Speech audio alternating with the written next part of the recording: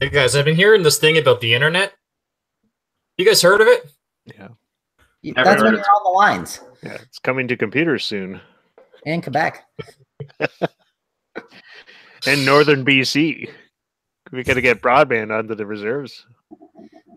and Alberta if it can get across the border. Yeah. Hello to all you Patriots out there in podcast land, and welcome to episode 127 of Canadian Patriot Podcast, the #1 live podcast in Canada. We're recording on Monday, April 2nd, 2018. Hi, I'm Gavin, a business owner, gun enthusiast, hunter, atheist, and the CCFR field officer. Marty, hunter and sport shooter in rural Southern Ontario. And I'm Liberal Tim. I'm a liberal, a husband and father of 3, a sports shooter, and the owner and operator of Tim's Good T-shirts. I'm Matt, a recreational sport shooter in Southern Ontario. As always, my name is Andrew. I'm your host. I'm a recovering libertarian, a competitive shooter, and a firearms instructor at Ragnarok Tactical. I guess that's me. We'd love to hear your feedback about the show. Please visit CanadianPatriotPodcast.com/feedback or email the show feedback@CanadianPatriotPodcast.com. Versions of the show are available on Stitcher and iTunes. I still haven't gotten around to figuring out how to make it on Spotify. I don't even know what that is. But yeah, as the social media director, now that Marty has retired from that position, you can check the podcast out on Facebook.com/Canadian Patriot Podcast or on the Instagrams at Instagram.com/Canadian Patriot Podcast. I'm sure there's some other stuff we're on. But yeah, you can find us pretty much everywhere where you can get the internet, including your mom's basement.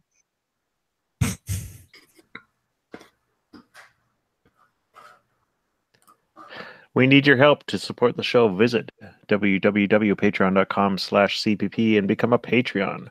You can get the uncensored audio version of the show for just $1 per episode, and the more you pledge, the better the rewards are. Show you're not a communist. Buy a CPP t-shirt for just $19.99 plus shipping and theft, and visit CanadianPatriotPodcast.com. Go to the homepage and follow the link on the right. Arrowhead Coffee is owned and operated by Canadian Armed Forces veterans. They love our country, the true north, strong and free, their family and friends. Join Arrowhead Coffee on their hunt for the perfect brew to raise morale and bring that feeling of home to you no matter where you are. A portion of all profits helps Canadian Armed Forces members, veterans, and their families. Every week, Arrowhead Coffee brings us What Are We Drinking? Now that we've done the ad read, Gavin, what are you drinking? Unfortunately, I've got to be up stupid early tomorrow again to do inventory, so I'm just drinking plain old Coke Zero. You're dead to me. Marty, what are you drinking? Jay. Coors Banquet today. You sound thrilled. Matt, what are you drinking? Bacardi, Oakart, and Coke. Oh, something new and exciting. All right. Yes. Tim, I know this is a silly question. What are you drinking? And is it in reverse osmosis water? Yes, it is at the moment. I'm drinking 40 Creek Copper Pot in reverse osmosis water, and I was drinking beer from about 7 o'clock on. And I just wanted to point out, while I have not read the show notes, I did step in dog shit about an hour ago, so I'm fully prepared to talk about Canadian politics. It's a good a qualification as any. You could practically be the prime minister. Just need to get you some Dress up as socks. dog shit to do that. Show you my shitty socks. That's right. I'm drinking lamb spiced rum, and I'm on my second bottle of this evening. That first one ran dry. And Coke Zero, because, carbs and stuff. It's time we talked about evaporation. Is it an evaporation problem? No? Oh, I feel like good. no is the appropriate answer. Good for you then. Okay, let's do the news. We got a lot of news to cover this week because we have not done the news in a while because we've been talking about guns. So we'll talk about guns later in the show, but we'll start with news. Starting with guns, we have an article from the CBC. Easter Seals program aims to grow target shooting, spark Paralympic dreams. Is it the Eastern Navy SEALs? No, this is a different Navy Navy SEALs. I'm actually really excited about this. So there's a program being run in New Brunswick, Newfoundland. Yes, one of those maritime provinces. Close to the seals. Yes. Yes. If you have a problem with your seals, contact Etienne and Etienne Seal Clubbing Club. It's a good T-shirt. Easter Seals in St. John's are starting a Paralympic shooting program. I guess they're not preparing people to go to the Paralympics, but they are preparing people to get interested in the shooting disciplines that are available in the Paralympics. I guess is the best way to put this together. So they're preparing them to prepare for the Olympics or the Paralympics, I guess. Yeah, the Paralympics. So it's a 10-week program. They're charging people $100 to participate, which is nothing. Yeah. And they're going to be shooting air guns every week for this 10 weeks to try and get people interested in the shooting disciplines that are available in the Paralympic. I guess it's just plural, Paralympics. I'm excited about this. The fact that like somebody that's not specifically a gun org is getting involved in actually putting something that's kind of like a gun in people's hands, especially in the competition aspect. This is very promising. Well, yeah, and especially like I would, like you said, not a gun organization or something like that. And to be honest, one that I thought would be pretty anti-gun. It is. I thought there was a gun organization that was helping. The Newfoundland and Labrador Shooting Association is leading the program for Easter Seals, which is great. I mean, good for the Newfoundland and Labrador Shooting Association. I assume that's their provincial shooting body. I am not super familiar with that province of Canada, so I assume that's the equivalent of the Royal New Brunswick Rifle Association or the Ontario Rifle Association or the BC Rifle Association, so on and so forth, that every other province has.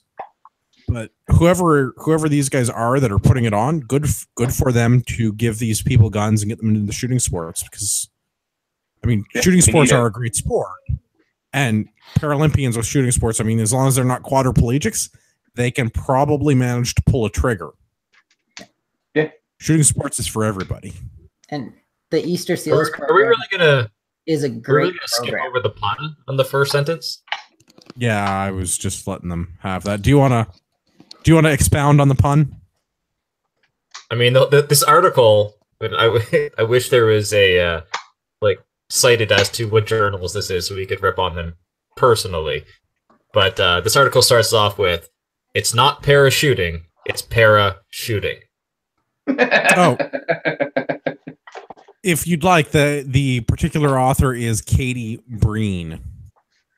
So that's the photo credit, but is that the author as well? Oh, I read that as being the author, but maybe not. In any event, yeah, parachuting, jumping out of aircraft versus parachuting, Paralympic shooting. The punning is bad. I can tell you assuredly that as a father, that is not even a quality dad joke. You're just jealous that you didn't come up with it. Yeah, that's it. Let's talk about something else from the CBC. We got another article. Okay. Proposed gun laws wouldn't have saved man who disclosed mental illness on license application, family says.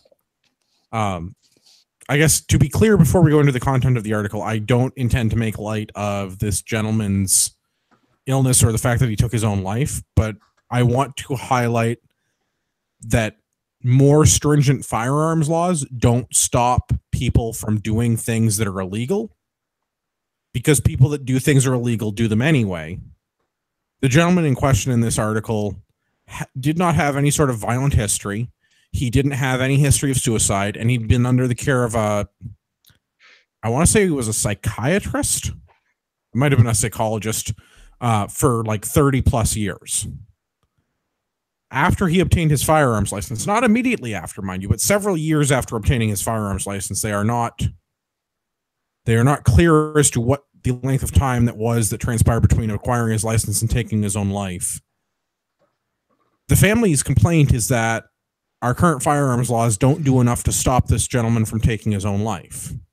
I have bad news for the Liberals. If this gentleman was set on killing himself, any amount of firearms laws would not change that. Yeah, I don't get this. I mean, this article might as well be titled, gun laws don't stop suicides. Gun laws have nothing to do with suicides. Yeah, I mean, somebody that is intent on doing that, they're gonna find a way. Like gun laws, they don't stop the drug trade. Well, they're two different things. Like, yeah, I don't really understand what the point of this article is, other than that unless we ban all guns, people will still kill themselves or one another with guns, but people that do that are already breaking other laws. So I'm not really sure what more stringent licensing applications would achieve. Like the family is upset that the RCMP didn't contact the psychiatrist that was providing care for this individual, and he was allowed to obtain firearms anyway. He hadn't done anything illegal, and he hadn't expressed any suicidal thoughts, so there's nothing to prevent him from acquiring private property. It's unfortunate that he killed himself, but if he was going to kill himself, I can almost assure you that he wouldn't have gone through the process of acquiring a firearms license for the sole purpose to do so, of suicide. Yeah. Like that's a lot of work to kill yourself. Like that seems like somebody who would go through a lot of paperwork, especially the fact that he disclosed his history of I don't even want to say mental illness, because he was seeing a psychologist. That doesn't even mean that he had a problem necessarily. It might have just mean that he wanted to talk to somebody. Like, well, yeah, the article mentions a psychiatrist. He was under psychiatrist's care for 35 years. So here's someone who's been under psychiatrist's care for 35 years. They disclose that on their application form, and it still didn't stop the suicide. But there's the system is rife with instances like this because of the volume, just the sheer numbers of it. Like eventually, if you're going to have people with mental illnesses or and people who gun ownership, eventually there's going to be an overlap. Another overlap would be, I think it was Gamil Garbi was rejected from the military. He was not allowed to become a member of the military for psychiatric reasons. And he still obtained firearms back in the 80s. Do you want to just enlighten our listeners as to who Gamil Garbi is? Because that is something worth noting. Gamil Garbi, what did he change his name to? Marc Le Pen. He changed his name to Marc Le Pen, and he carried out the Polytechnique massacre in 1989. Now, I've been doing a quick Google search in the background. I haven't really found anything, but did Michael Zayhoff-Bibeau, was he under psychiatric care too? No, but it wouldn't surprise me because we find out a lot of these people that commit shootings are on some kind of prescription drug. But yeah, he attained a firearm illegally and still was able to kill the honor guard in Ottawa and charge the nation's parliament. So it's just, there's going to be an overlap. I think, as sad as it is, this person was I kind of like to shitlord about it, and like I said, like, this medication has side effects of suicidal thoughts, and he killed himself with a gun. Well, goddamn guns, the medication had a side effect of suicidal thoughts. He used a gun. Yeah.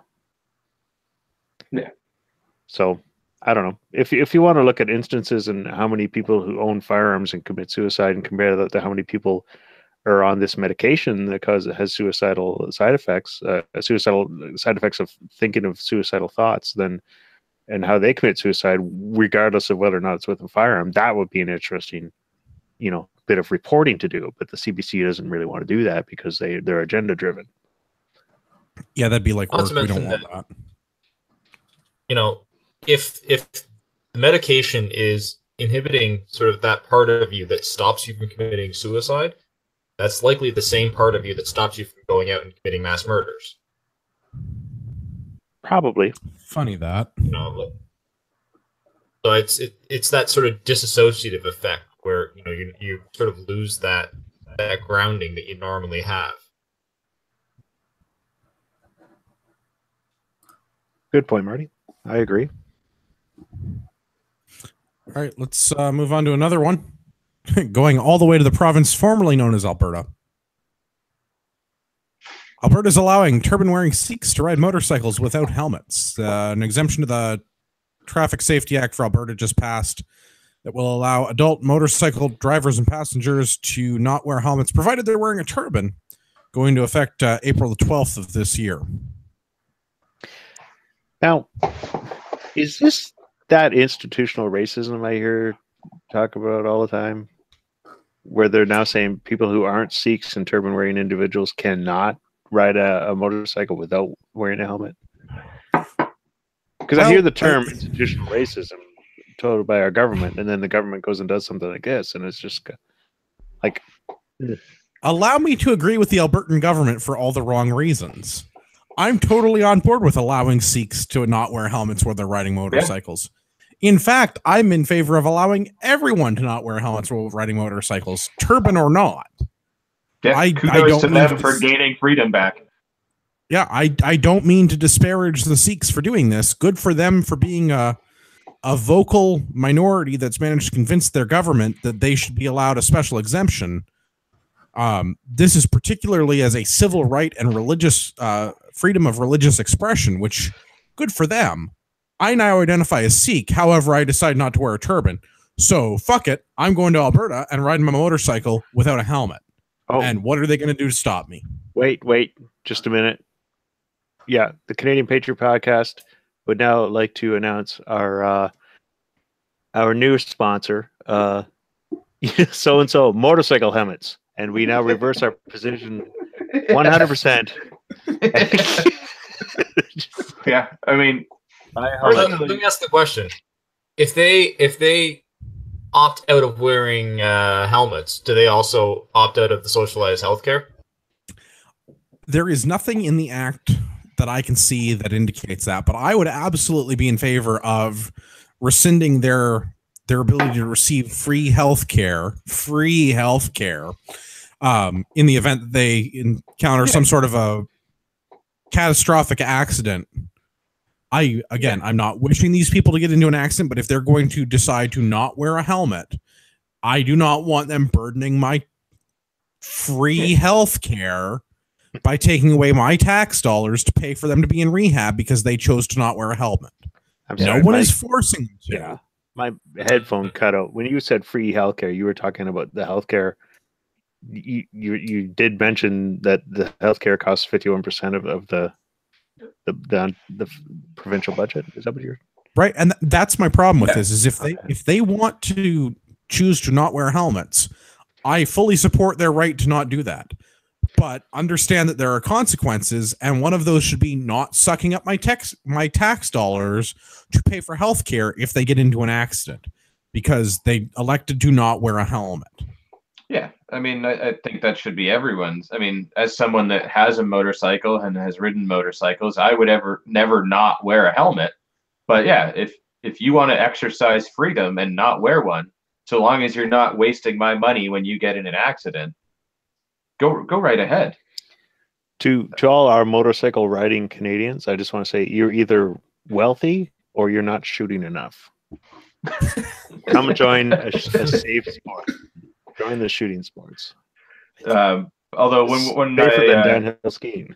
When I did the drawing for this this topic for the Facebook page, this one caused a little bit of a controversy by a gentleman that seems to think that a foreign culture changing our laws is a bad thing in this regard because somehow the wearing of a motorcycle helmet whilst riding a motorcycle is part of the Canadian culture and identity. Yeah, again, agreeing with seemed upset. Agreeing with people for the wrong reasons. I don't think we should be forcing people to wear helmets, but I also don't think we should be allowing people to get free healthcare for making poor life choices. They come over here, they cheat on their taxes. Well, and ruining the proud heritage of wearing a helmet while riding a motorcycle.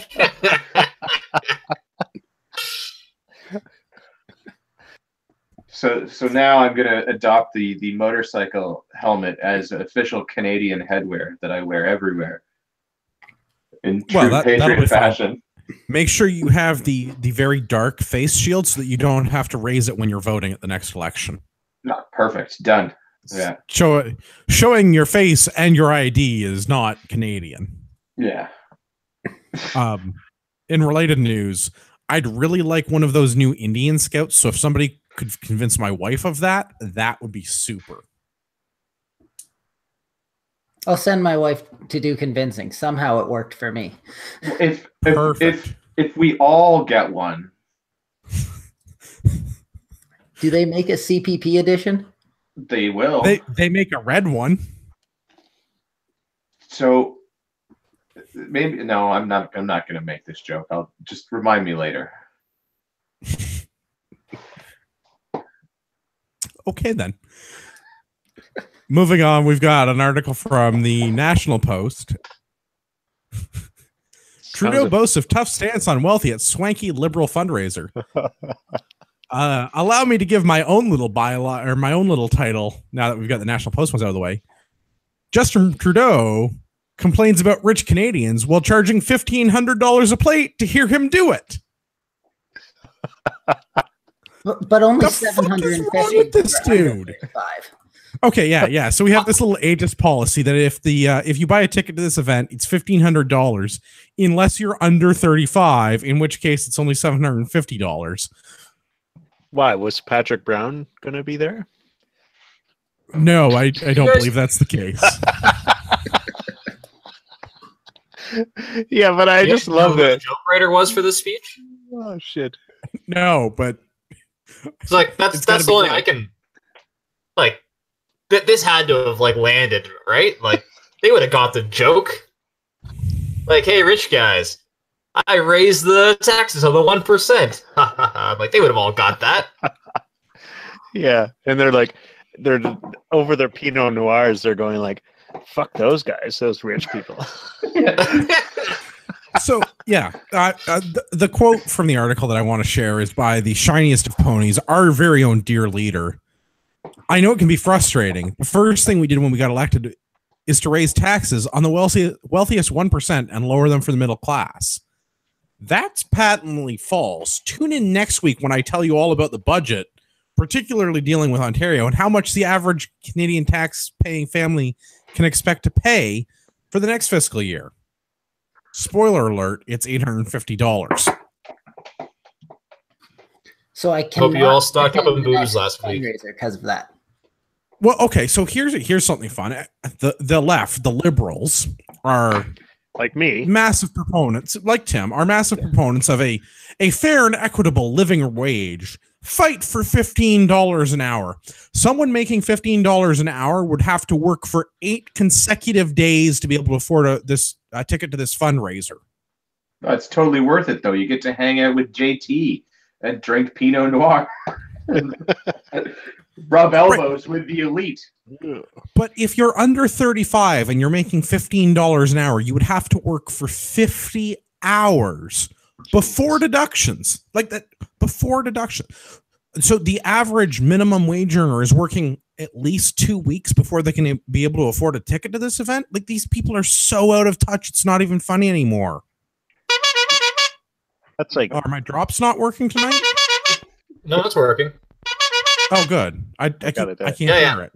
You just keep doing it.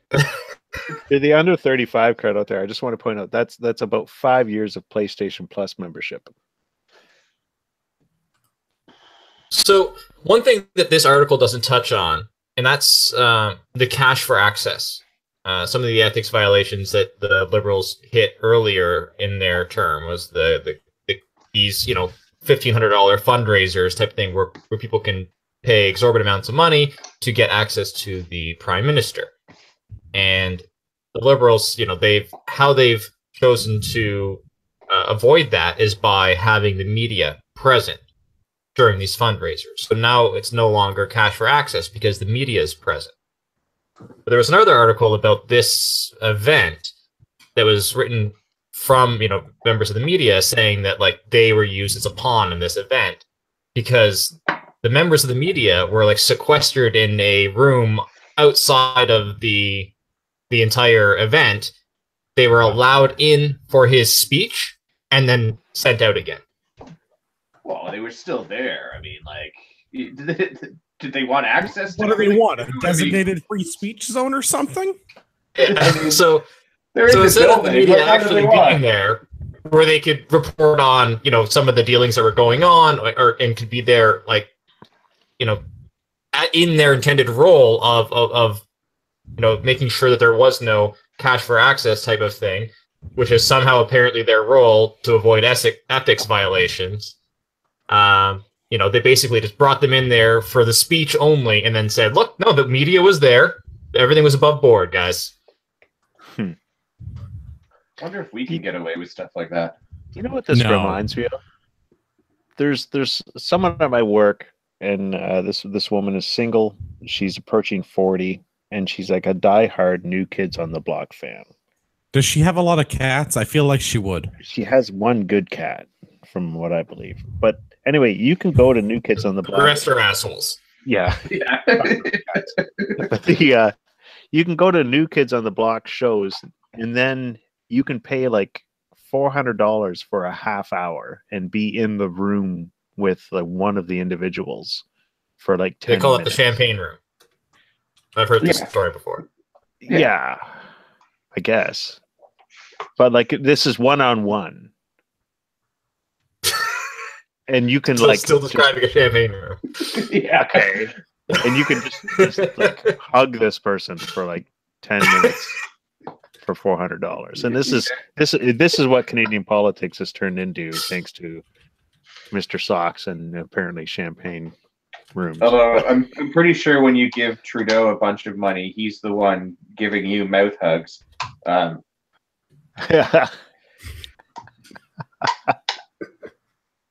Sophie will sleep tonight. For votes, of course, Naturally. Yeah. Democracy. Yeah. In action. This makes me sad. All right, let's do another one from the Financial Post this time. Canada's economic growth has come. Wow. Growth. The rum. Canada's economic growth has come at a price. Its debt level God cannot talk. That was perfectly acceptable. I'm glad that I don't do radio for a living. Canada's economic growth has come at a price. Its debt level is highest in the world. In the developed world, I can't even read all the words, never mind pronounce them correctly.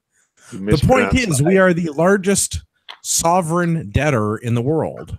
But don't worry, Ontario is still the largest sub-sovereign debtor in the world, so we're number one. Yay. Twice over. No, that's We got- debt. Yeah, we got GDP. 2 golds. Yeah. We need like a sound of like a pathetic firework going off where it's like, just like, Yeah, except it's not really gold because you sold all like gold. Limp and ineffective. Yeah, I don't have a firework, but I can give you. Huh? I really hope my drops are working. Because Yes, I they can't are. hear shit. Have we heard that? yeah. Perfect. Yeah, it was the Perfect. one that said worst podcast host ever, right? Yeah, no. No. Justin Trudeau. That's the appropriate one. It's always a good response. Yeah, our debt is ridiculous. Our debt is now, what, 100 something percent of our gross domestic product? 101% of our gross domestic product? 101%. Yay. Time to raise the minimum wage. Yeah. We'll make it back in the volume. I think that's Well, how that okay. works. So here's my concern with this: is the fact that our debt has now exceeded our GDP. I fully anticipate that we'll have a financial collapse because that's historically what happens once you're that in debt to the bankers, then something terrible happens to your economy because we're borrowing millions and billions of dollars to give them to third world countries. Yeah. To build schools for girls and bridges to places no one wants to go. Rainbow crosswalks and Wi-Fi for the northern British Columbia. Yeah. Yeah. Meanwhile, broadband. Broadband for northern British Columbia. Meanwhile, we're leveraging my great grandchildren's futures. Yeah. Their entire earned income to pay for these things to give to other countries, and not to me or my own children or. Well, hopefully at that time, like these other countries will be big enough and be able to stand on their own 2 feet, so that when we falter, they'll return the favor, right? That's why we're doing that, right? Yeah. So to anyone who out there who doesn't really grasp economics, but they're a big fan of Game of Thrones, this is kind of like the Iron Bank is on its way across the narrow sea to collect. The writing's on the wall. I think the Iron Bank now? The one up north, like the ice wall?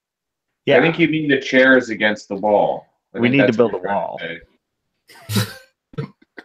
We do need to build a wall, and then we need to jail the bankers. Like, whoa, which Nordic country did that? Was that Iceland that did that? Sweden that did that? Somebody jailed all the bankers, and all of a sudden, a lot of their national debt just went away. I think it was Iceland. It sounds like something. So I think one of the things that concerns me about this article is that it's basically saying that Canada's economic success is coming at the cost of us now racking up all of this debt. Where's the success? Yeah, the success. Jesus, we missed about the diversity half of the equation. We talked about the diversity garden. I thought to see the success. You go look at that diversity garden when it's done. I thought we just measured our debt. Isn't that how we judge whether we're successful or not? If we have a lot of debt, so because it's a lot of debt. Budget. So we're the most successful, is what we've decided. Yeah, we got the best diversity. We should talk about that on the budget episode like next week, because we have an Ontario MPP basically saying about like how awesome it is that we have all this debt, and the reason we have all this debt is because we can afford it. And the budget I don't think you understand. It's like, I don't think you understand what afford it means.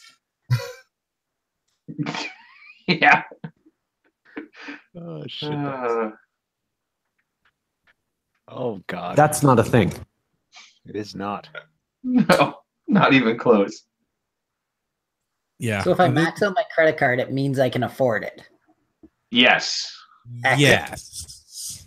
Wait. So why did they all give it those to you? guns that you wanted to buy, that like you didn't have the money for, Oh, he bought that most. means you can afford to buy them. That means I'd be successful then.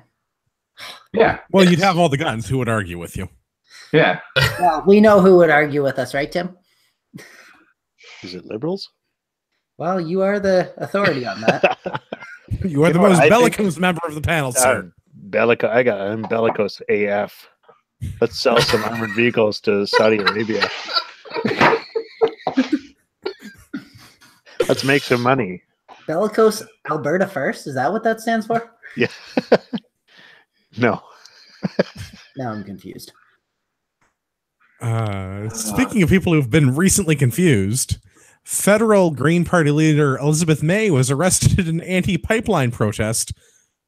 In a sad turn of events, she was released a mere 30 minutes after being arrested. Really hoping we could jail Crazy Liz, but I guess not today. Not today. Hey, if she's not getting pipe, no one's getting pipe. Yeah, I feel like Elizabeth May and Kathleen Wynne could form a coalition of not getting pipe. Some sort of a federal provincial task force on the matter. Yeah, there's got to be a lot of cunning linguists in female prison. You would imagine with all those correspondence courses, that'd be the case. Yeah. So, the article I'm referencing is from the CBC from a week ago or so, the end of March. May decided to go and block a Kinder Morgan pipeline work site where the Trans Mountain pipeline expansion is supposed to be set to go to Burnaby, British Columbia. turns out in British Columbia that it's counted as civil contempt if you prevent businesses from operating. Also for being on the road where you're not supposed to be. So, congratulations. You got arrested by the horse police. The Queen's Cowboys caught up with May and put her in the stocks for a... On those horses, it's easy for them to catch up to people. Yeah. That's right. Yeah. So way to go. You Google image Elizabeth May, and you see someone who should be killed for the ivory. I'll tell you that much. Someone hand me an axe handle.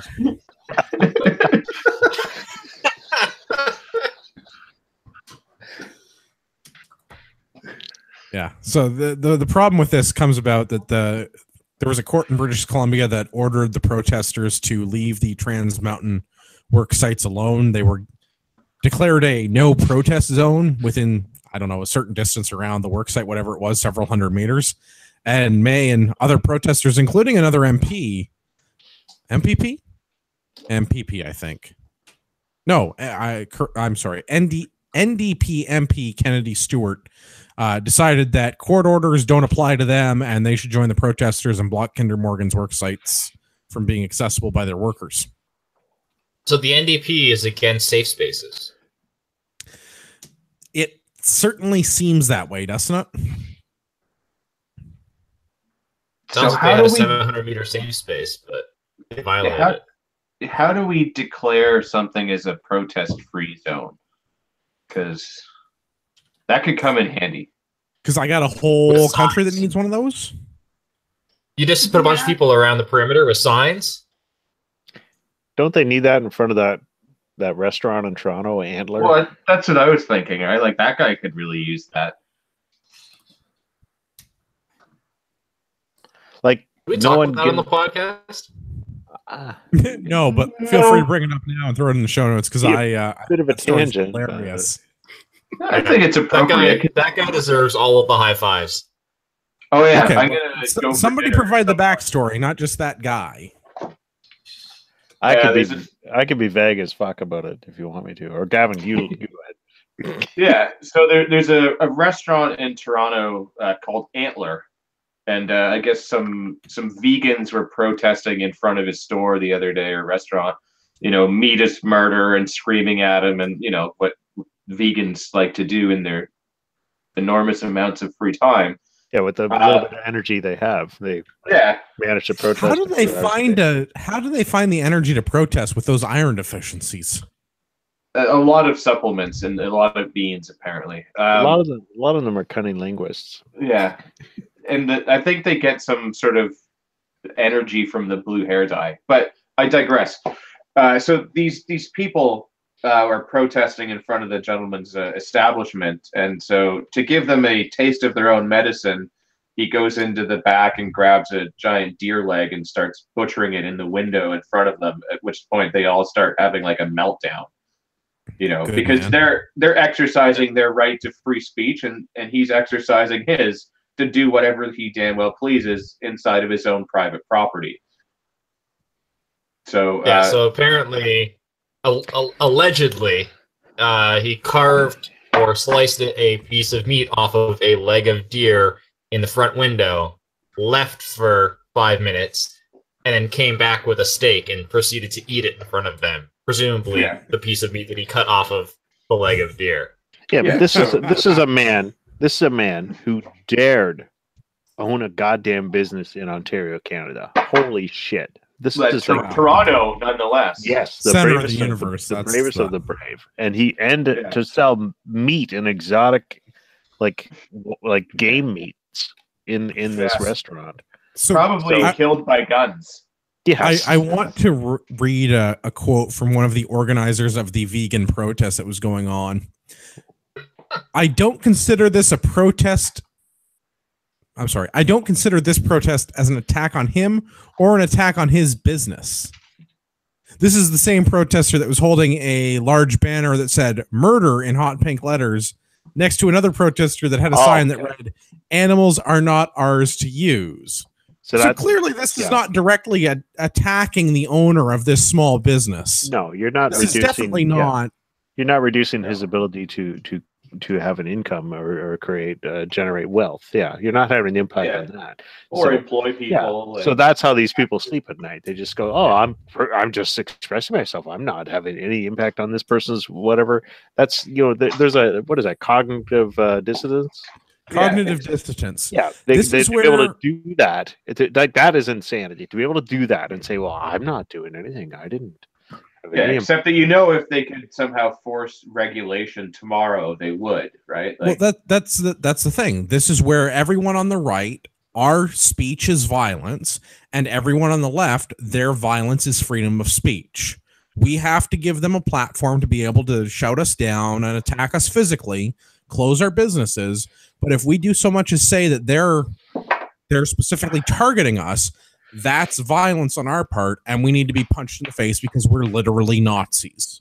Which leads to the question: is 37 degrees Celsius enough to cool the blades of a wood chipper so you can run it indefinitely? Good question. I feel like 37 degrees might be a touch hot, but let's give her. Yeah, this only one shot, Yeah.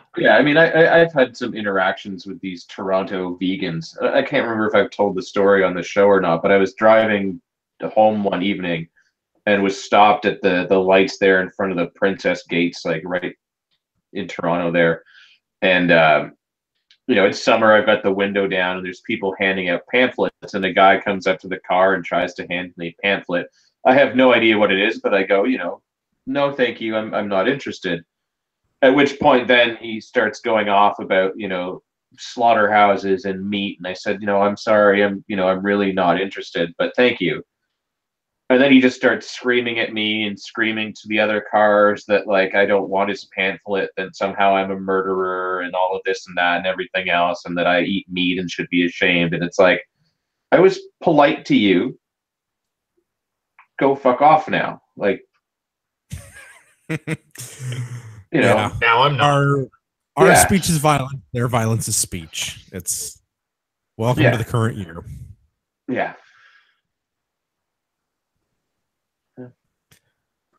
All right, let's do something completely different. Let's talk about guns. I've got an article from Global News. Oh, we'd never get around to guns. Edmonton police officer shot himself in the leg at a gun range. An off-duty Edmonton police officer accidentally shot himself in the leg while at EPS gun range, Edmonton Police Service gun range, on Sunday afternoon. That's this past Sunday. Not intentionally. The shooting happened at 1 p.m. Constable Dumbass shot himself in the leg. One of our I've got a quote from one of their PR staff sergeants. One of our off-duty members is part of our EPS gun club, the Edmonton Police Service Gun Club. And staff sergeant spokesperson says that this was an accidental discharge. Oh, quote, nothing intentional. Unfortunately, he was hurt in the upper leg. He's conscious and breathing. His injuries are not life-threatening. Our members blocked the intersection to get the ambulance to the hospital as soon as we could. So don't worry. If you're the police and you accidentally shoot yourself in the leg, you get priority medical care, and other police officers that should be out arresting criminals will block intersections to allow the ambulance, the giant flashing truck with the lights, extra room to get through intersections. Well, but he only did it accidentally, so I can't really hold that against him. But the plus side is that, I keep pronouncing negligent incorrectly. Thank you, Marty. That is exactly. People who carry firearms for a living do not accidentally shoot themselves in the leg. People who carry firearms for a living negligently shoot themselves in the leg. Yeah, but come on, you're being a little hard. It's not like you've ever had a gun pointed at you by a police officer. Only a couple of 3 times. Oh, okay. I mean, to be fair, some of them were Americans, and that's just sort of how they roll. So I don't really, I don't hold that against them. But in Canada, allegedly, I've had a few guns pointed at me too. Maybe this was like a desk pop or whatever. He just wanted to join a club. Yeah, it's the leg pop. It's the leg pop. It's where you accidentally give yourself Glock leg. Yeah, there's a lot of. Remember that a couple weeks ago we talked about Glock leg? Yeah, I'm sorry. Edmonton Police Service, you guys get some kind of weird misfire award because this was not accidental. This was negligence. Constable Dumbass shot himself because of his negligence. Well, the plus side, though, is that it was at a police range, so they didn't have to shut down a range where the public can go and enjoy like fun times with guns in a safe environment. Yeah, the range Right, wasn't like- shut down at all. You're right. Yeah, like, Yeah. you know, so I law-abiding. think in Edmonton at the police responsible gun, people. they just call that a Sunday. Now, Business it would be as nice to have some details as to what happened here. Oh, 10 to 1. Like- Buddy was practicing his quick draw and managed to put his booger hook on the bang switch. But that's Yeah. like, and that's actually one of the things I'm curious about is specifically what holster is Or he using? maybe, Because there has been maybe the he issues had with like the Safari a- Lane. yeah. Or maybe he had an old Uncle Mike's that he was using and the leather was all bent and it went off when he was trying to reholster. So like there has been several police jurisdictions that have banned the use of the Safari Land holsters with the their level 2 holsters for this reason. And I'm curious if that's what the issue was, or if not, what happened here. Yeah, I'd be curious to get more details. I don't expect we will get them because this was a police incident that will be investigated by the police, and the police will find that they have committed no wrongdoing. Carry about your business, citizens. Yeah, nothing to see here, folks. Don't Move let along. these Move experts- along. This happened at a police range, so it's none of your goddamn business. I'd also like to know if this was his service pistol or if they were something else, because Oh, I mean, there's a lot of great questions about this. What holster was Like a he service using? pistol, What like- pistol was he using? Yeah, was like Like, What was he couple doing while he managed to negligently discharge his firearm into his person? How Yeah, much was is this going to cost me as a taxpayer? Like, there's a lot of great questions about this. yeah, but- like suspended a couple of with the officers at our club, like they just got they're all being switched over to Glocks now, and like they're saying that their Glocks are 8-pound triggers. Like it takes a lot to accidentally pull the trigger on an 8-pound trigger. Maybe the trigger pull was too strong, so he had just like a wicked flinch, and that's what it did. Like he's Just all the way down. yeah, had to put all of his force behind it. And it put the whole damn gun down into his leg. Not to get all like super autiste about Glock triggers, but like factory Glock disconnector is the factory Glock trigger connector is 5.5 pounds. Your trigger pull should be Yes. around 6 to 7 pounds. An 8-pound pistol trigger, while heavy, is not unmanageable. It's not like it's the New York 1 level 2 trigger that's 12 pounds. Because those things No, suck. but I mean, I like it's an 8-pound trigger. You're not gonna like touch it and it goes off.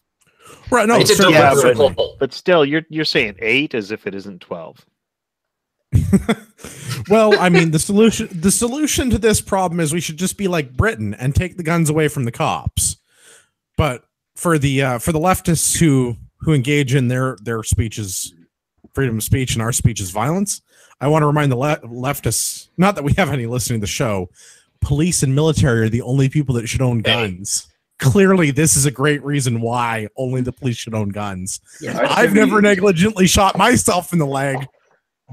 Just Yeah, every wanna- time we've done it, it's been on purpose. Like, come on. And if Well, he was off duty, he probably would have just stabbed himself if he was in Britain. Yeah. Oh, I don't know, man. Save a life, been a knife. Well, that's why they're getting him to do it, because the cops would be stabbing themselves. It's not about saving other people's lives. It's about stopping them from stabbing themselves because they're too stupid. Yeah, this makes me sad. This is dumb, and the reporting only- is yeah. equally bad. The only upside is at least they were at the range practicing. They're not like cops in Montreal where like only like 5% of them even bothered to get their yearly qualification done. Yeah, but they do the practicing out in public, right? That's Total like tangent anecdotal experience. I have run a goodly number of shooting events. I have DQ'd far more police officers than I have civilians. Also, when DQ like Joe Civvy, he doesn't lose his shit and try and get all macho and threaten me. But when I have to DQ a police officer, I wonder if I'm going to get a ticket afterwards. Yeah, I mean that's kind of been my observation as well. But I like, at least at our club, like we've been seeing a lot more kind of local police coming out with the intention of trying to improve their skills. Which is the rank and file great. officers that want to come out, I'm all for that. But having run a good number of matches, I have DQ'd a fair number of people, and I have DQ'd a lot more cops than I have Joe Civilian. And cops tend to take it a lot worse when they get DQ'd. Well, every time we hear a story of someone having an ND into their leg or anything else, it's almost always a cop. Yeah, and if you factor in the fact that police make up 0.3% of the population, it almost makes you want to take a statistics course. Yeah, I mean, cops negligently discharge their firearms into themselves a lot more than civilians, but I guess at the same time, like damn lies, and statistics, they have guns a lot more than average civilians, so civilians don't have the same opportunities to negligently discharge their firearms into themselves because of, the lack of firearms. I would also say this. Police officers have firearms because it's part of their job, not because they're firearms enthusiasts. So in general, they are not out shooting as much as the people that we know, because we know people that go out and shoot all the time. So the people that we know are much more experienced and shoot a lot more than any or most police officers. So when those police officers do go out, while we have expectations they must be good because they carry a gun every day, they're shooting it very rarely. Yeah, I know. I understand that. And at the same token, like, policing is a difficult job, and I'm not trying to begrudge your rank and file officer because there's a lot to do. And this is the same thing. Like, I don't fault cops that don't know the Firearms Act, because the Firearms Act is enormous and stupid, and it's not something to deal with every day. But I kind of expect you to drive your patrol vehicle and know the Highway Traffic Act. I kind of expect you to know how to operate your firearm and at least know, like, some of the firearms laws. Yeah. Or you could know that, like, under the Highway Traffic Act, like, when you stop someone at a ride program, what you're legally allowed to ask them. Yeah. Escalation of force. We're not allowed to discuss that anymore. I don't like bringing that up. It makes me feel bad. It does make me wonder for the police officers, when you have something that is there so that you come home safely. Like, you're relying on that to save your life in certain circumstances. Why you would not take the initiative to be an expert in its use? Yeah, but in other circumstances, you are pointing this at the people who are actually paying the taxes that run the goddamn country and province, who did nothing wrong. So, like, I just think you should take it seriously. Like myself, if I go out rock climbing, any piece of gear that I have on my belt, I know how to use because my life is depending on my knowing how to use it. Yes, and I'd imagine the same thing for people that go, like, skydiving or do anything that has an inherent risk. You're not going to fall and kill someone. You're going to kill yourself. The police are always climbing. Yeah, but if you're always climbing above someone and you could fall and kill an individual, then you should take extra care. Yes. I see both points that you're making, Marty and Tim.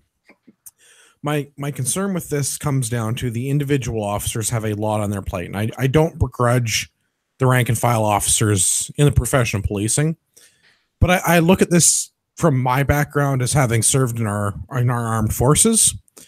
Shooting people in the face is a very, very small portion of what we're expected to do as soldiers. But when we do it, we are absolutely expected to be the best people in the world at it because it involves killing other people. Right? Like, regardless of whatever other euphemisms we choose to use, the role of the infantry is to close with and destroy the enemy regardless of conditions and terrain. That's the PC way of saying you need to go kill those people on that patch of dirt over there. I don't know why there's such a lack of emphasis in the policing sector on martial skills as there is, because as a police officer, outside of major urban centers, Vancouver, Toronto, maybe places like Edmonton, you might use your firearm once or twice in your entire career. Maybe. Like, I could imagine a lot of small town cops, like where I live, they probably wouldn't have to draw their gun for the majority of their careers. Like, there might be the odd case where they have to, but we're rural Southern Ontario. You pull people over because they were speeding or drunk driving. You might get the occasional domestic. You're not rolling up on gangbangers in South Central LA. But if you ever had to, you absolutely want to shoot those mofos in the face and go home safe at the end of your shift. Yeah, and I mean, sometimes you get a call to a hotel that a bunch of people are staying at and are parked in a Volkswagen, out front, and you got to draw down on them. I'm just, that's rare. From my point of view, like, that's rare. Drawing down on people is a very small part of the job, but when you have to do it, it's like, from my perspective, it's no different than high-speed pursuits. You probably don't get into a lot of car chases, but when you get into a car chase, you really want to make sure you know what you're doing with your Crown Vic. Yeah, you should know how to do a proper pit maneuver. Right? Like, that's... Yeah. I don't know. To me, like, that's the thing that gets you home safe at the end of the day. Based on your analogy, do you believe that our forces members see enough trigger time to be proficient in their use? No. Absolutely not. That's my understanding as well, as they see a couple hundred rounds a year on average. Which, certainly, the advantage to that is, of course, for our forces members, there's a workup period before a deployment to a combat zone where they will shoot significantly more than they would in a normal training year. So at least they're going to get to shoot a little bit more before they go somewhere where they can be expected to use those martial skills. Yes, but and I don't. No, if you weren't done, go ahead. I don't think that our forces members spend enough time practicing those martial skills, but at least there's the emphasis on marksmanship, and at least there's the emphasis on the other martial skills that I was involved in the military. I have no problem with the vast majority of people that I knew that I worked with. If we ever got deployed somewhere, yes, we're definitely going to need more trigger time before we go, but we would also be issued new firearms and new sights and everything else, and it would all have to be tested and zeroed and set up and ready to go. But I have no issue with the people that I worked with having the right mentality and the right training to be able to put the fundamentals together and put the lead in the thing where it belonged when it came down to it. And I don't see that from the vast majority of police officers that I encounter on a day-to-day basis. I have the good fortune of shooting with a number of police officers from a number of different police services. And the ones that I do, almost all of them are fantastic shooters because they're shooters, not because they're cops. That doesn't excuse the other 99% of cops who I expect to be good at driving cars and good at shooting guns and good at following the law because that's their job. So, and that's kind of where I feel is like, I feel like similar to our military, for the most part, their skills, like, they're in kind of that holding pattern at all times. Now, our military, before they get deployed, like you said, they have that period of time where they get to kind of ramp up their skills. They're firing a lot more. They're getting more used to getting that trigger time in. And so to kind of build that skill set up before they're in a situation with a higher likelihood that they would need to use it. Where police never get that time. They're kind of shown the basics, they get the fundamentals, and they shoot enough to know roughly what they're doing, but they never get enough and a high enough frequency of rounds to really become proficient. And it's that proficiency, I believe, will avoid overreactions that can ruin someone's career and take the life of an individual. Like it's I've been told not to talk about it, so I won't go into specifics, but like when someone gets pulled over in a ride program and because they have a rifle in a locked trunk, rifles in a locked trunk in a case with a trigger lock, and they get a Glock put in their face, I don't like hearing that police officers have negligent discharges into their own legs. You know, like this is not something. This is a very serious issue. Again, like I don't want to harp on all police officers. Like they have a shitty job. They deal with the shittiest people at their shittiest moments. But this is serious. They really, you got to take that seriously. And if you're not like trained to the utmost, then you are going to lack confidence and you're going to make a mistake. So I agree. Like it's just you can't like either like if you look at it, how many times like and I'm not recommending it. How many times does a police officer use a handgun? Yet they're all armed. Yeah, and is there something in the training that's going on now that's saying, you know, that is saying you're probably never going to use your handgun? You know, then that's going to create like a lackadaisical kind of mentality that's going to cost people and put people in danger. I can see the point you're making. It probably is the case, Tim, where hopefully somebody in the recruitment and training process is telling these people what the likelihood of them having to use their firearm is, because I'm sure that it's not a difficult stat for them to find. And I am sure in the vast majority of cases, most police officers do not require the use of their firearm throughout their career, never mind on a day-to-day basis. But it's no different than their ability to fill out their paperwork or be able to recite the Highway Traffic Act or drive their car in a high-speed pursuit. It's a condition of their employment. I want them to be the absolute best at that thing that they can be, because the one time that they need to shoot a bad dude in the face to protect my family, I want them to be able to shoot the bad dude in the face. Well, yeah, but I'm just saying, like if you don't really understand like the firearm stuff, like you shouldn't be given a firearm. If you don't understand escalation of force rules, you should not be granted a firearm. If you can't draw and put center of mass hits in on like a target like 7-10 yards, you know, under duress or in stress, like you probably shouldn't be given a firearm. So like, is the bar being lowered? Is it going to continue to be lowered? And what can we expect in 10 to 15, 20 years? Well, and I mean, we've talked about this before. That's kind of my problem with this, is that I'm not allowed to carry a firearm, and I am obligated to rely on the agents of the state to enforce the laws and provide safety and security for myself and my family. I am fortunate that a number of police officers are counted among my friends, and most of them are shooters and are good at their jobs, both at the technical shooting portion of their job and the technical being a law enforcement officer part of their job. Mm-hmm. But I certainly don't want to wait for them to drive from downtown Toronto to my house in rural Ontario in order to enforce those laws. I am better trained and armed than most police officers. I should absolutely be able to do that on my own, and I can meet the same standards. And I have yet to negligently shoot myself in the leg, unlike the Edmonton PD. So you haven't met the same standards then? Yeah. Well, if that's what it takes, I'm willing to take a bullet, so to speak, so that I can have that right. But the thing is, like, and I don't know how long we want to stay on the topic, but like I've shot with police officers. I've shot with police officers I highly regard. I've shot with retired police officers. I've shot with retired police officers who train, you know, who are firearms police instructors. I've, you know, and are involved with the CFO.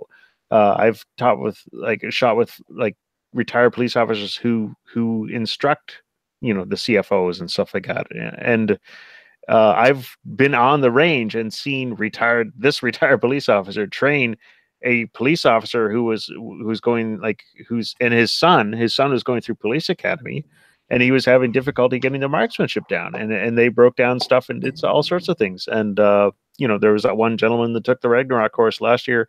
He was an excellent officer. So this isn't police bashing, but this is something that's very serious, and it's just like I said, 0.3% of the population, they seem to have an enormous amount of negligent discharges and accidents and stuff like that. Yeah, and shout out to Jay, our favorite tactical officer from up north, because that dude got some training on his own time. Good for Jay for doing that. Let's hit the last article. We're very CBC heavy today, but our last CBC article: equal pay for equal work. New rules arrived today in Ontario. This is from April 1st. No, I double checked. It is not an April Fool's joke. Employers must pay part-time casual workers at the same rate as full-time for same work. So I guess it doesn't matter if you're full-time or part-time. You're going to get your $15 an hour. I guess $14 an hour now. It'll go up to 15 next year. Whether I hire you as casual temporary summer labor or whether I hire you as a full-time employee, you're making the same amount of money. You know, because that seems fair based on your experience and usefulness to me as an employer. Yeah, I'm like, this doesn't make any sense. You have a full-time employee.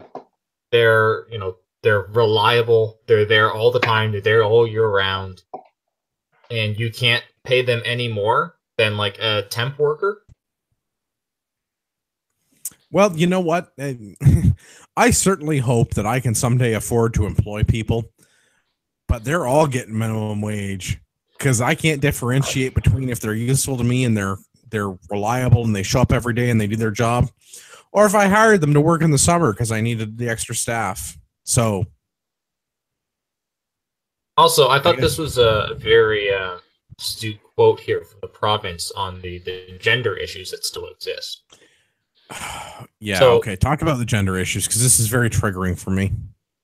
So, although this is a direct quote from our CBC article, although it is illegal to pay a different wage based on a person's gender, the province believes the gender wage gap exists because some women are being put in positions where they are paid less than their male counterparts for the same work. So their explanation for why the wage gap exists is because women are being paid less. That's I thought that was really a deep understanding of the wage gap there.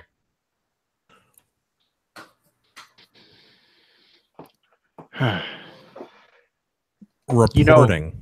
I'd love all the data, and I could. I hope that I can't tell if any of my shit's working. My echo machine's broken. My echo machine's broken. My drops aren't working. My shit's all fucked up today. That's right. The dictionary stole your echo. That's dictionary. I can't tell if anything's working. Carry on. No? Okay. Well, then I guess we can wrap it up. So here's the thing, though. Like, let's say you are a full-time employee at a company. Would you not be pissed off that like the local high school kid that gets hired for the summer is getting paid the same as you? Yeah. I mean, I would be, but I also only worked in a minimum wage job for like a year until I had the experience to work in a not a minimum wage job. Yeah. Right. But like sometimes like you can have an employee that is a good employee and they're going to be promoted into a different role eventually, but there's not always that opportunity right away. But you still want to retain them and you still want to reward them for, being a good employee. What is your mechanism to do that now? You can't give them a wage increase. You can't try and incentivize them to stay on until you have a different opportunity for them. So now they basically can't give raises until they can move them up into a different role. But you give them more time off and still pay them the same now. So they get vacation time. Yeah, and that's kind of what Marty's talking about is the situation that I'm stuck in, whereas I have people that work in a warehouse. There are no other levels of warehouse employment. Like either you pick parts in the warehouse or you are the warehouse manager. There are no middle levels and sub levels of employees and then manager. That's it. And some of these people have worked for me for 20 years. So yeah, they're getting paid a lot more than minimum wage. We just hired a new kid. I mean, we started him at slightly higher than minimum wage because we knew we'd have to bump him up $1 within a year anyways. But he's not making as much as the people that have been there for 20 years, even though he's doing the exact same job. And okay, this is what's going to happen. Companies are going to create ridiculous job titles. Yeah. So McDonald's is going to have to for every time they give a person a raise, they'll have to give them a different title. So they're going to have the junior corporate assistant to making burgers. Yes. And, like, everybody's gonna have to get a different title, so that, like, every time they want to give you a raise, it has to be a different title, so that we can say, oh, they're in a more senior role. That's why we can pay them more. Yeah. Vice president of ketchup dispensing. Yeah. Exactly. Yeah. But like shit, like what I don't like about it is the government's coming in and they're making these legislations that don't affect them at all. All they do is affect business owners, and they're already again like this whole interference with the employer-employee relationship, and it's just like, and then now they're just like, there's going to be people coming in and they're going to be oh, finally the government came in and made Gavin paid me the same amount of money as this guy made because he's a man. And it's like, no, the guy's got 8 years of seniority on you. Yeah. All right. All I can say is I can't wait to open a business in this country where I get to deal with this stuff. Oh, no way I'd want to go to a different country that I don't have to deal with this. Yeah. Oh shit. Yeah. Yeah. You would look forward to that new rule book every goddamn month. Yeah. Yeah. Fuck. Well, This is exactly the place I would want to be a business owner in. Yeah, owning a business in this country makes me sad. I look at the money that I'm paying in tax dollars. I'm looking at money I'm paying. I can't afford employees. It's not like professionally in my full-time job or part-time with my business with Ragnarok Tactical. I look at this, I look at what we're paying, I look at what it costs me in overhead. I can't afford to employ staff. I seriously question the ability to continue to operate any level of business in this country. In real life, I do professional engineering, industrial automation. I can't hire controls engineers. I can't hire software programmers. The overhead with this is ridiculous. With Ragnarok, I mean, Gavin basically gets free stuff because I can't afford to pay him because the government wants all of the money I make. Well, but that's because government creates jobs, not employers, right? I mean, you know what you never tried yet? You salty bastard. You never tried growing Ragnarok from the heart outwards. or maybe if you based your decisions on gender instead of what it cost, maybe that would help. Clearly, you just haven't racked up a big enough deficit. Yeah.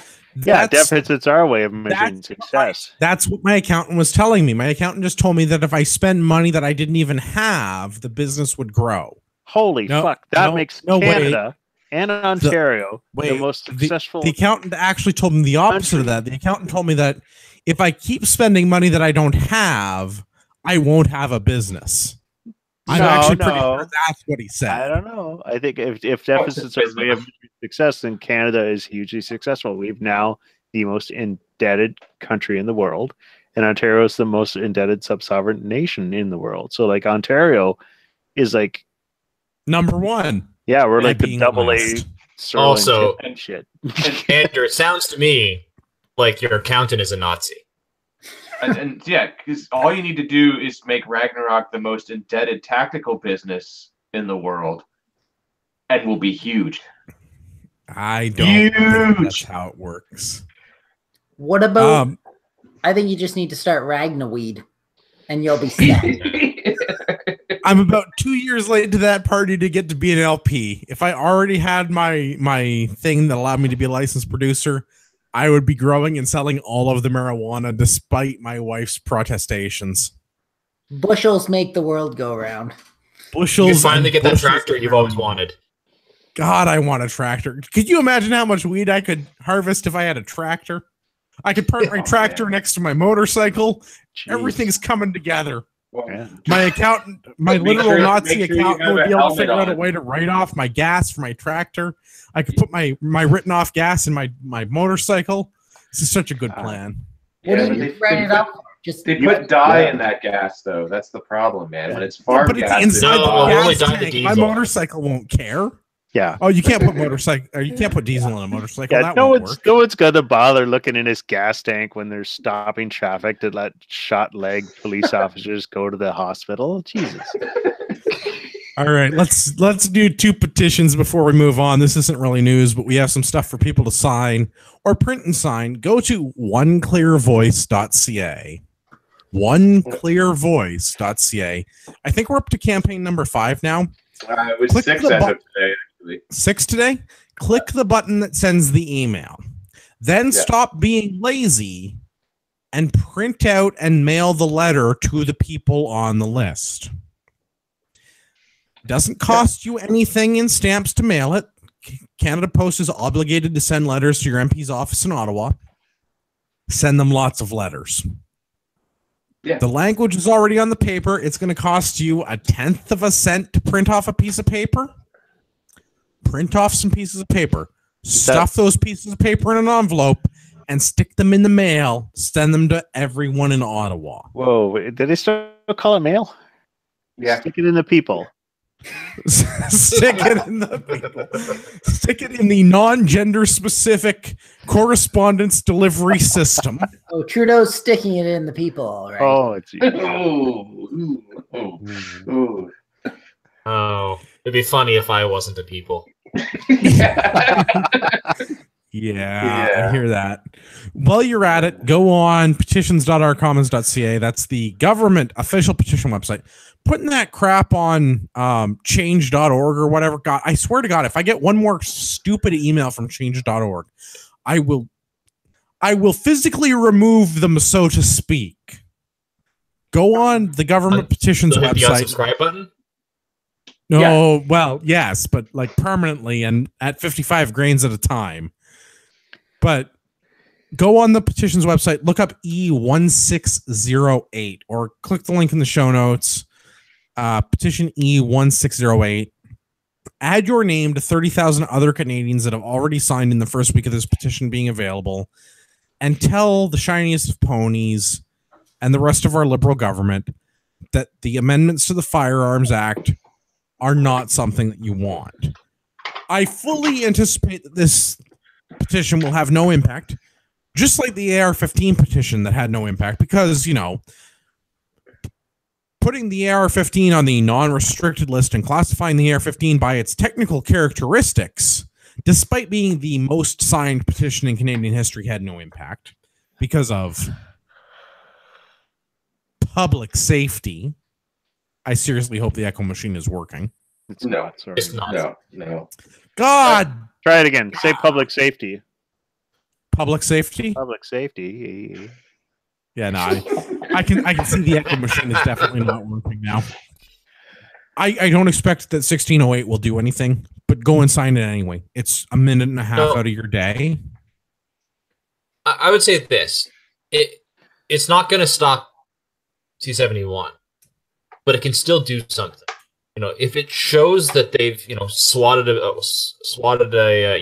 bee's nest with this one, it can make them more, like, you know, can deter them from continuing with more gun control, with more bullshit. Well, yeah, You know, whereas if this goes completely unopposed, it can embolden them to take other actions. yeah. You know, we've got everything to gain by doing this. You know, like, if it doesn't work, great. It didn't really take you a whole lot. But like, if you don't do it, I mean, everything to lose too. Like, just unbelievable. You know.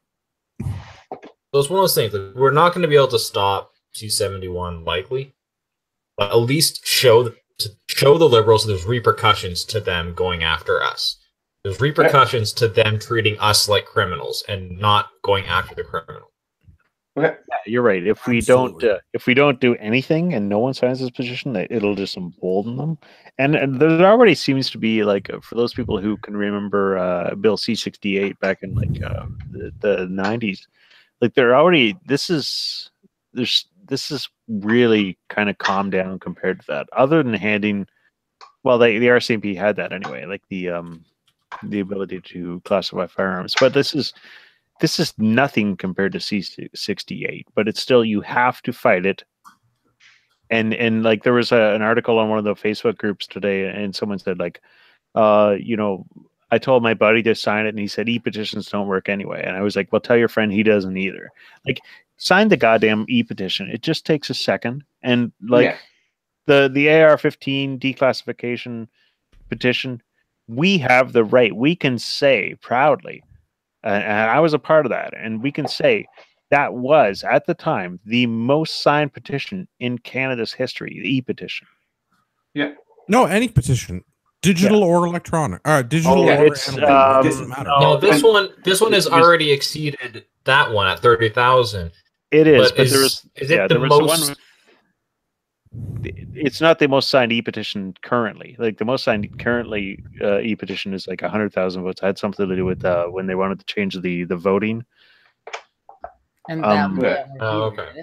Yeah, but like that's the thing. At the time, we were, and still, like I think, what did we top out at? Like 25,000 or 27,000 or something like that.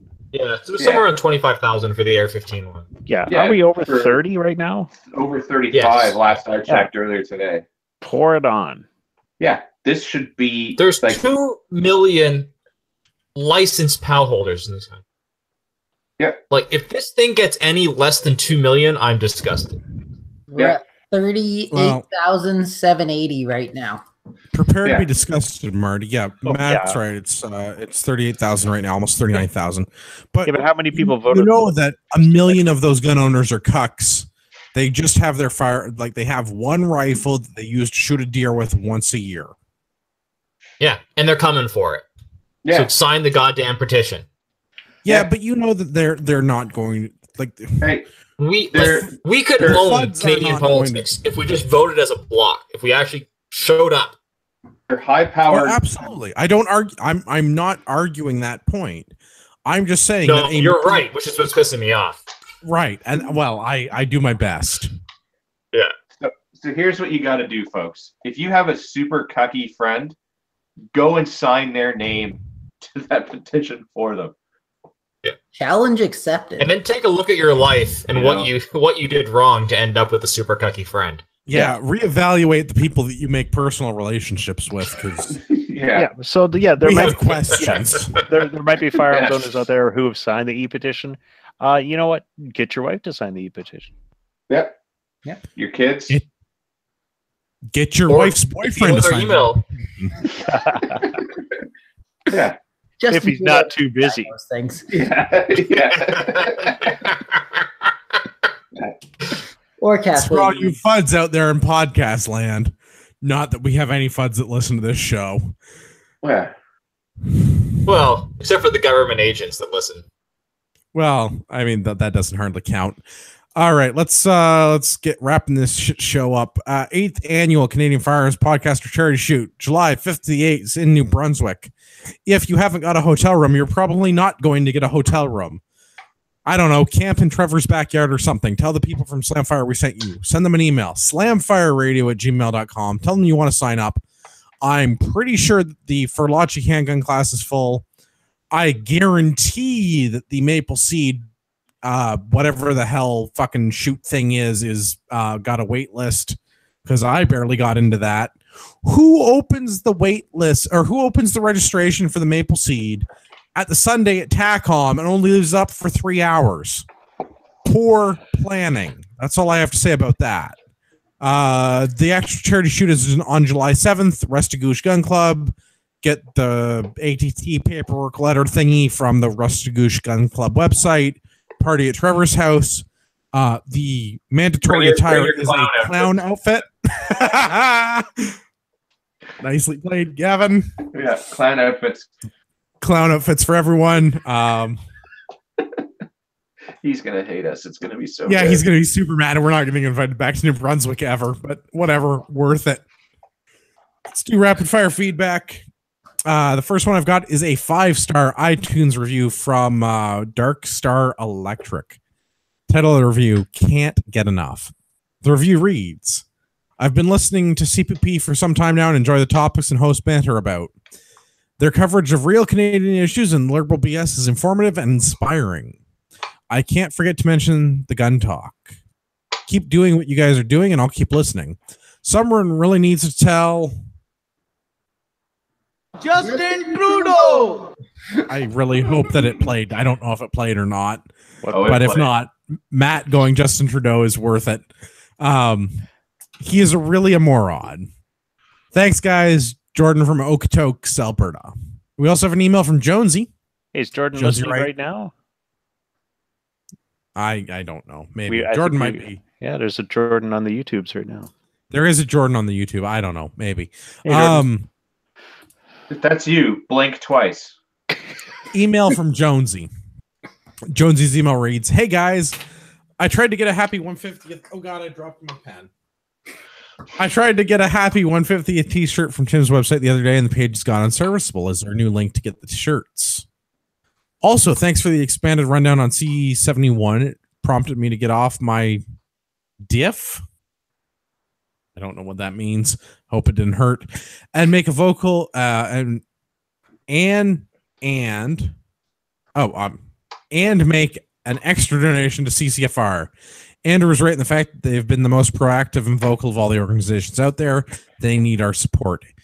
Email letters to Jay Tard and my MP as well, but my gut tells me they feed straight into the printer, straight from the printer to the shredder.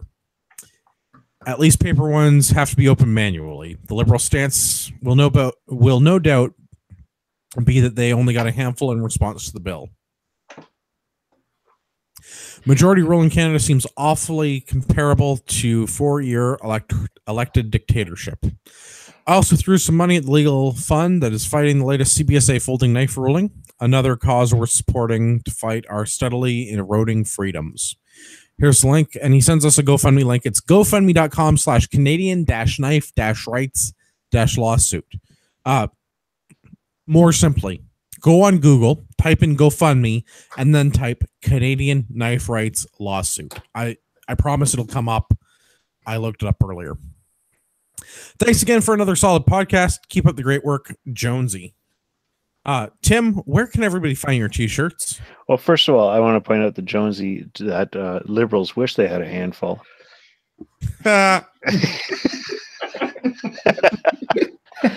And Jonesy, you can go to facebook.com/TimsGoodT-shirts and send me your size and shipping information, and I will try to get you a happy 150th Canada Taxationist Theft shirt. They're quite good. Quite good. Oh. Yeah, I just looked up Tim's Good T-shirts. Tim, you're having some kind of an issue. Your store's down. Tim's Good T-shirts, I took the website down due to crazy costs. So I'm going to do everything through the Facebook page. Minimum wage, what it is these days, you can't afford. Yeah. I had to fire some of the bitches, and all the women are gone. Won't that Thoroughly cost more than now? Yeah. So send Tim an email. Get yourself a Tim's Good T-shirt through the email. Oh, Now, Jonesy does bring up a good point about the powers of a majority government in Canada, and it's one of those things that it's all great while your guy's in power, but as soon as it's against you, it's a big issue, and with every kind of changing hands, it seems to become more and more of a power grab. The problem that I have with this, I'm not disagreeing with you at all, Marty, so please don't take it that way. The problem with this is that when we have a conservative government in power, the conservative government tries to balance the books and not create too many new laws. They still create some new laws and they still spend some money, but they try to do it in a very minimal way. And when the Liberal government does it, they tax my great-grandchildren. We need to start playing by the same set of rules as the Liberals. Those of us that, for lack of a better term, those of us on the right, I don't particularly like being on the right, but as a recovering libertarian, I accept that I am now on the right. This is the way it is, because I cannot be a centrist and live in this country because the other people anywhere to the left of me want to take away all of my stuff. Those of us on the right. I agree with what you're saying. I agree with what you're saying in that, we definitely they need to be more aggressive when the conservative side of things has power, is they basically just don't make any more stupid laws. but they're not eliminating the stupid laws that are put in previously. And that's my problem with this is, as those of us on the right, we need to start playing by the same rules that the liberal are. The leftists. But to me, we are not. We would then just end up with a cycle of stupid laws, eliminate stupid laws, eliminate stupid laws, and it just we going back and forth. What we need to do is eliminate their ability to create stupid laws. Exactly. That is exactly where I wanted to go with this. I want to physically remove the Democrats and communists. This system of government does not work for me. That's an entirely different conversation. No, it's not. I cannot share a system of government with people who cannot debate me logically and honestly. If someone wants to have an honest discussion with me, I am more than welcome to open this panel up to literally anyone. We will have anyone on the show if you can have an intellectually honest conversation. My problem is that the leftists want to make laws to ban the consumption of meat. I have no problem if they don't want to eat meat.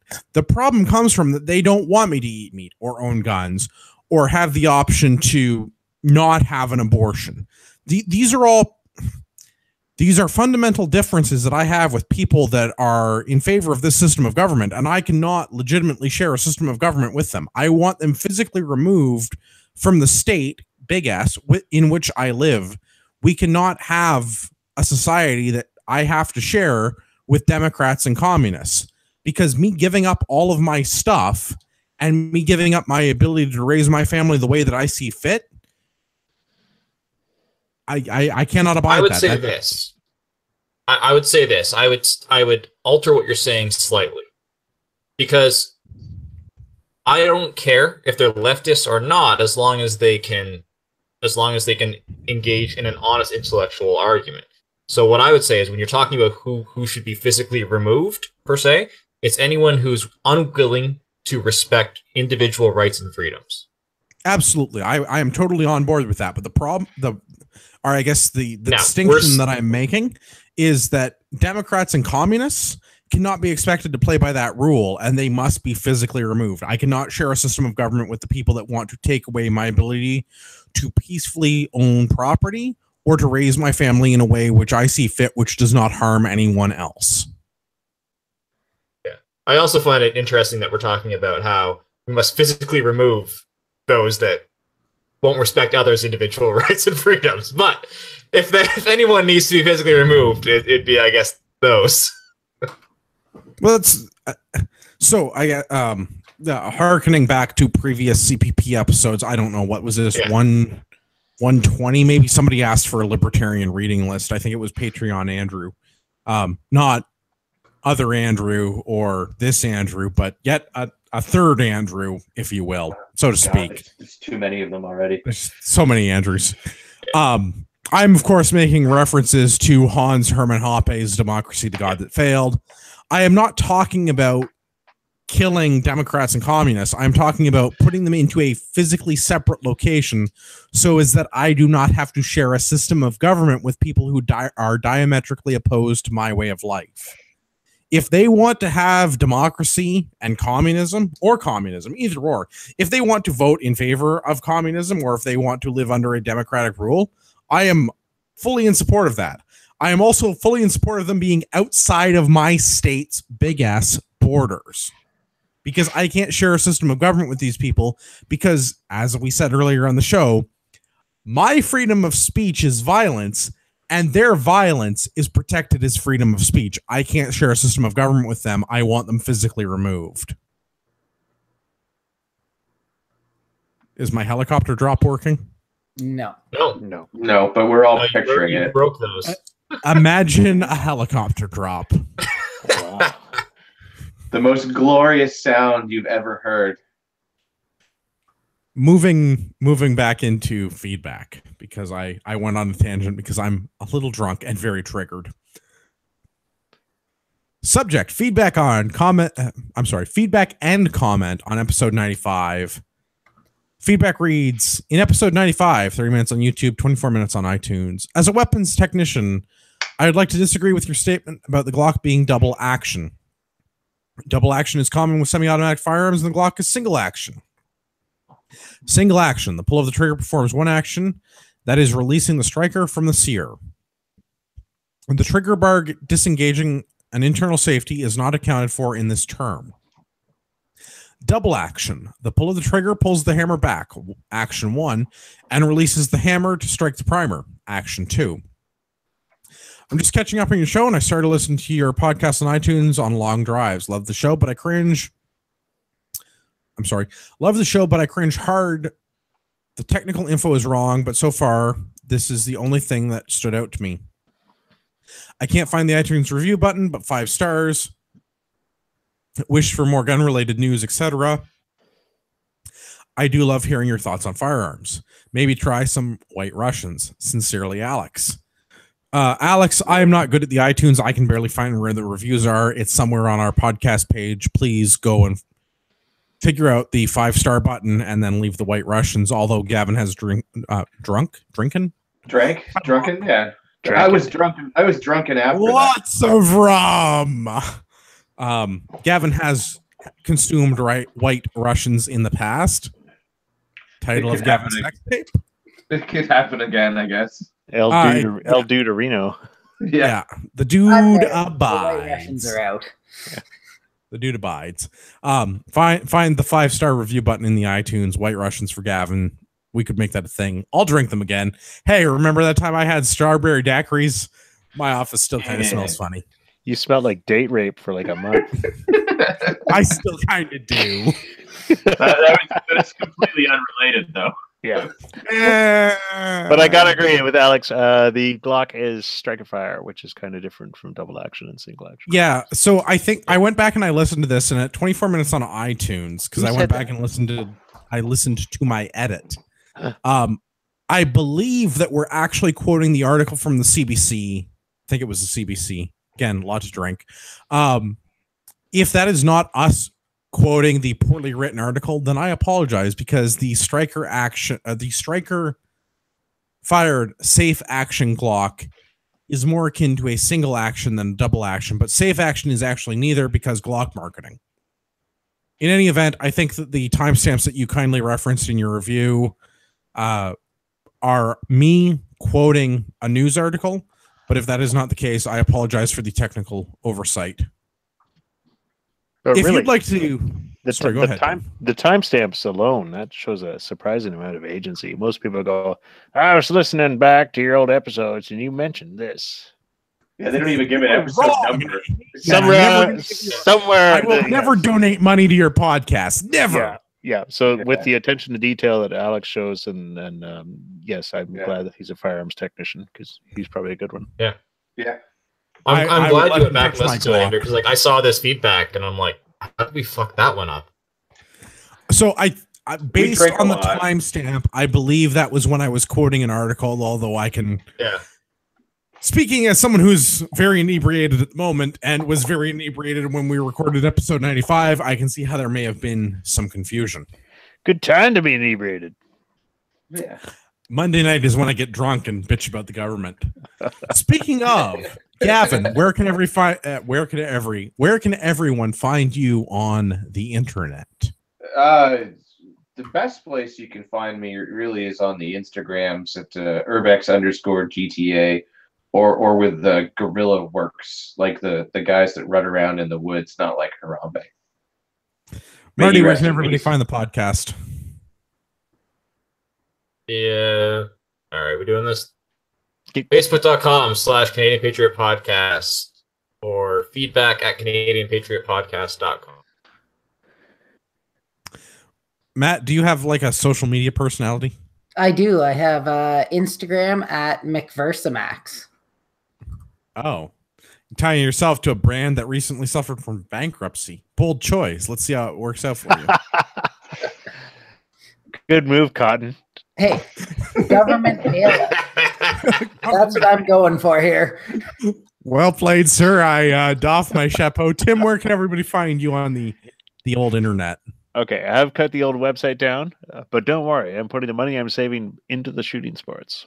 Go to facebook.com, and in the little white bar at the top, type in Tim's Good T-shirts, no hyphens, no apostrophes, and do a search for that. Or you can go to facebook.com/Tim's Good T-shirts with no hyphens and no apostrophes. Good stuff. As always, my name is Andrew. I'm your host. Every Monday night, I get drunk and complain about the government and physically removing Democrats and communists because I've had a lot of rum. You can find me at Ragnarok Tactical. Buy some bandages. We're basically sold out right now, but we are doing a pre-order for all the finest tactical brands: High Speed Gear Inc., True Spec, 511, and Surefire. If you want to pay US MSRP in better than Canuck Buck prices, drop me an email with what you need. sales@ragnaroktactical.ca. Our next order is due April 15th. Today is the 2nd. That gives you 2 whole weeks to convince the wife that you absolutely need a Surefire TLR1 or something else equally as cool, like tactical pants. Get it now before the dollar crashes. Get it before the dollar crashes. The dollar right now is $1.30. I'm selling stuff from 511, True Spec, High Speed Gear, and Surefire for $1.20. I'm taking a 10% hit so that our listeners can get the best deal in tactical pants. And I think it was Financial Post forecast that the dollar would be at $1.60 in about a year. Ooh, so I'm going to not be able to bring in stuff from the U.S. anymore at $1.60. That's going to suck. Get your shit now, Patriots. Get your shit now. Yeah, get your shit now. And get Tim's Good t-shirts in a year. Yeah. Yeah, but those shirts are from Haiti. That's right. I like to give back to Haiti after the Clintons fucked it over so bad. You just get all the leftovers from the Super Bowl, don't you? Yeah. Yeah. He scrapes all the ink off and puts his own on.